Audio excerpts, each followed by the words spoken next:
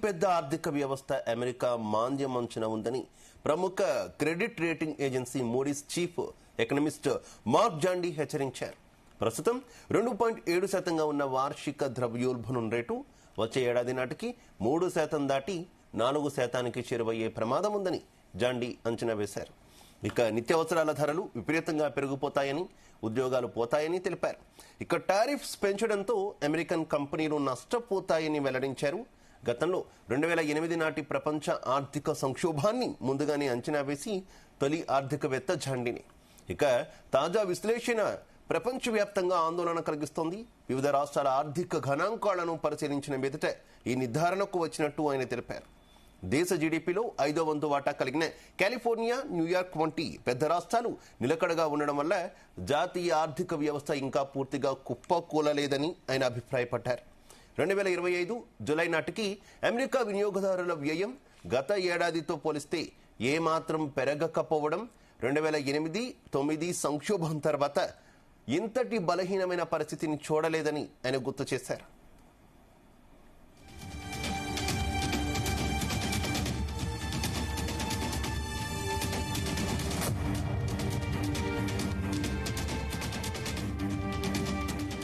Right, మాంద్యం అంచున America ఆర్థిక వ్యవస్థ ఉన్నట్టు తెలుస్తుంది. ఈ మేరకు Moody's chief economist Mark Zandi హెచ్చరించారు. త్వరలోనే అమెరికాలో ఆర్థిక మాంద్యం వచ్చే ప్రమాదం ఉందంటూ కూడా ఆయన హెచ్చరికలు జారీ చేశారు. ఇక ఆయన హెచ్చరికలకు సంబంధించి మరింత ఇన్ఫర్మేషన్ మా చీఫ్ న్యూస్ కోఆర్డినేటర్ రాధాకృష్ణ అందిస్తారు. Radhakrishna. Good afternoon Shiva. America అగ్రరాజ్యంగా ఉన్నటువంటి అమెరికా అత్యంత ప్రపంచంలోనే అత్యంత శక్తివంతమైన ఆర్థిక వ్యవస్థ కలిగిన దేశం. అలాంటి అగ్రరాజ్యానికి ఇప్పుడు పెను మాంద్యం ముప్పు వచ్చి ఉన్నట్టుగా తెలుస్తా ఉంది.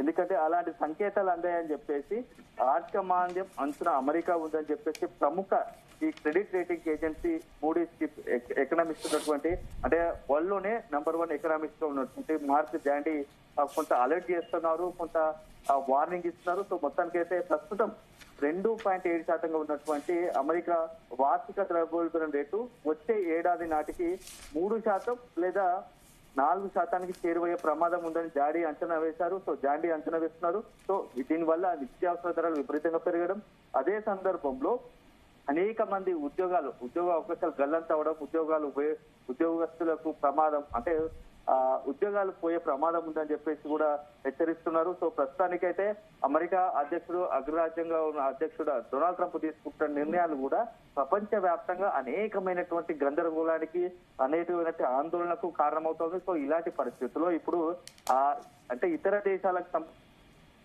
ఇబ్బంది పెట్టాలనుకుంటున్నటువంటి అగ్రరాజ్యం అమెరికా ఇప్పుడు తనే ఒక ఆర్థిక మాధ్యమంలో భవిష్యత్తులో ఇరుకపోయే ప్రమాదంలో ఉందా అని చెప్పేసి కొంత చర్చ జరుగుతోంది. ఎందుకంటే ఇప్పుడు మూడీస్ చీఫ్ ఎకనామిస్ట్ చెప్పిన ప్రకారం, జాండీ హెచ్చరించిన ప్రకారం త్వరలోనే 1.5 year లో కొంత ఆర్థిక మాంద్యానికి చేరువయ్యే ప్రమాదం ఉంది. ఆర్థిక మాంద్యం ఎఫెక్ట్ ప్రభావం ఉండబోతోందని చెప్పి స్పష్టం చేస్తున్నాడు. సో గతంలో కూడా 2008 లో కూడా ఇలాంటి పరిస్థితే ఉంది.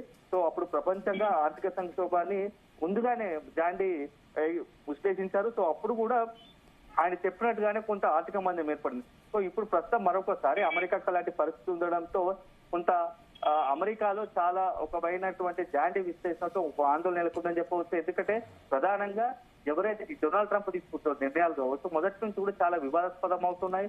ఎందుకంటే ఈ సుంకాల విధింపులో ఇతర దేశాలతో కూడా ఇప్పుడు ఉన్న అన్ని సంబంధాలు ఏంటంటే అమెరికా తర్వాత అత్యంత శక్తివంతమైనటువంటి దేశాలు కూడా వరుస క్రమంలో ఉన్నటువంటి రష్యా, చైనా, భారత్ ఇవన్నీ కూడా ప్రస్తుతం అమెరికాకు కంప్లీట్ గా యాంటీగా ఉంటున్నాయి. ఎందుకంటే అమెరికా తీసుకుంటున్న నిర్ణయాలు కావచ్చు, ఈ సుంకాల విధింపులో కావచ్చు, అన్ని మిగతా దేశాలు అన్ని కూడా ఒక్కతాటిపైకి వస్తున్నాయి. దీంతో భవిష్యత్తులో అమెరికాకు మరికొన్ని ఇబ్బందులు రావచ్చు. సో వాణిజ్య పరంగా కూడా అనేక మంది, అంటే భారత్ తో పాటు ఇటీవల భారత్ పై 50% సుంకాలు విధించింది. సో దీంతో భారత్, చైనా, జపాన్ లాంటి ఇతర దేశాల్లో కూడా ఇక వాణిజ్య ఒప్పందాలు మరింత పటిష్టం చేసుకునేందుకు ప్రయత్నాలు చేస్తుంది. ఇటీవల కాలంలో జపాన్ పర్యటించారు, చైనాలో పర్యటిస్తున్నారు ప్రధాని నరేంద్ర మోడీ. సో దీంతో భారత్ కి సంబంధించి అమెరికా విధించిన సుంకాల నుంచి బయటపడేందుకు అన్ని విధాలు ప్రయత్నం చేస్తా ఉంటే ఇప్పుడు తాను విధించిన సుంకాల దాంట్లో అమెరికానే కొంత ప్రమాదాన్ని కొని తెచ్చుకునే అవకాశం ఉంది, ఆర్థికంగా ఇబ్బంది పడే పరిస్థితి ఉందని తెలుస్తా ఉంది. సో మొత్తానికి అయితే ఇప్పుడు అయితే అమెరికాలో ఆర్థిక మాంద్యం గనక పరిస్థితులు వస్తే కొంత ప్రభావం ఇతర దేశాల మీద కూడా చూపించేటటువంటి అవకాశం ఉంటుంది కదా. ఏంటి ఇండియా మీద ఇంపాక్ట్ ఎంతవరకు ఉండేటటువంటి అవకాశం ఉంది? ఉద్యోగాలు పోతే భారతీయులు కూడా కొంత ఇబ్బందులు పడే అవకాశం ఉంది కదా రాధాకృష్ణ?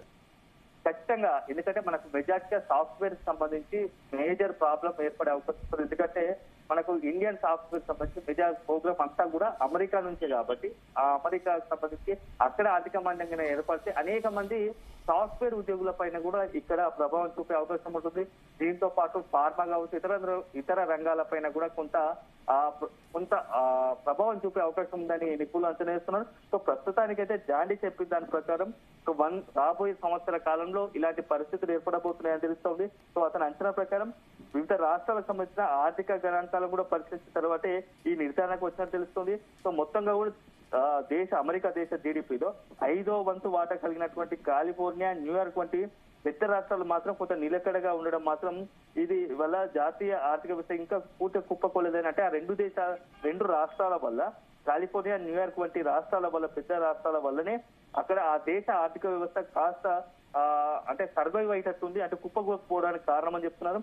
2020 జూలై నాటికి అమెరికా సంబంధించినటువంటి వినియోగదారుల వ్యయం గత ఏడాదితో పోలిస్తే ఏమాత్రం పెరగకపోవడం కూడా కొంత ఆందోళనకరంగా చెప్పుకొచ్చారు. ఇదే సందర్భంలో 2008-9 సంక్షోభం తర్వాత ఇంత బలమైన ఆర్థిక వ్యవస్థ కలగడం ఇదే ప్రప్రథం అని చెప్పేసి కూడా మరొకసారి జాండీ గుర్తించారు. సో ఒక రకంగా అమెరికాకు సంబంధించి ఆర్థిక మాంద్యం వస్తే దాని ఇంపాక్ట్ మొత్తం ప్రపంచ వ్యాప్తంగా ఉంటుంది. సో అది ఎలాంటి పరిణామాలు తీసుకుంది? సో నిజంగానే, ఎందుకంటే సాఫ్ట్వేర్ కావచ్చు ఇతరత్ర ఎన్ని రంగాలపై ప్రభావం ఉంటుంది, ఆయా రంగాల ప్రభావం పైన ఆ ఉద్యోగులకు సంబంధించి కావచ్చు ఇతరత్ర మొత్తంగా కూడా కొంత ఇంపాక్ట్ చూసే అవకాశం ఉంది. సో మొత్తానికైతే ఇప్పుడు ఒక రకంగా డొనాల్డ్ ట్రంప్ రెండోసారి అధికారంలోకి వచ్చాక తీసుకున్న నిర్ణయాలు కావచ్చు, ప్రస్తుతం దేశంలో నెలకొన్న ఆర్థిక వ్యవస్థ మొత్తం కూడా కొంత అమెరికాను తీవ్ర ఆందోళన కలవరపరుస్తుందని చెప్పవచ్చు. సో మరి భవిష్యత్తులో దీనికి సంబంధించి అమెరికా ఎలా బయటపడతా ఉంది ఆర్థిక మాంద్యం? సో ఒకవేళ కనుక అమెరికాలో ఆర్థిక మాంద్యం ఏర్పడితే దాని ప్రభావం ప్రపంచ దేశాలు ఎలా ఉంటుంది, ముఖ్యంగా భారత్ లాంటి దేశం పైన ఎలా ఉండబోతుంది అనేది మాత్రం భవిష్యత్తులో వేచి చూడాల్సి ఉంటుంది. Right, okay, thank you.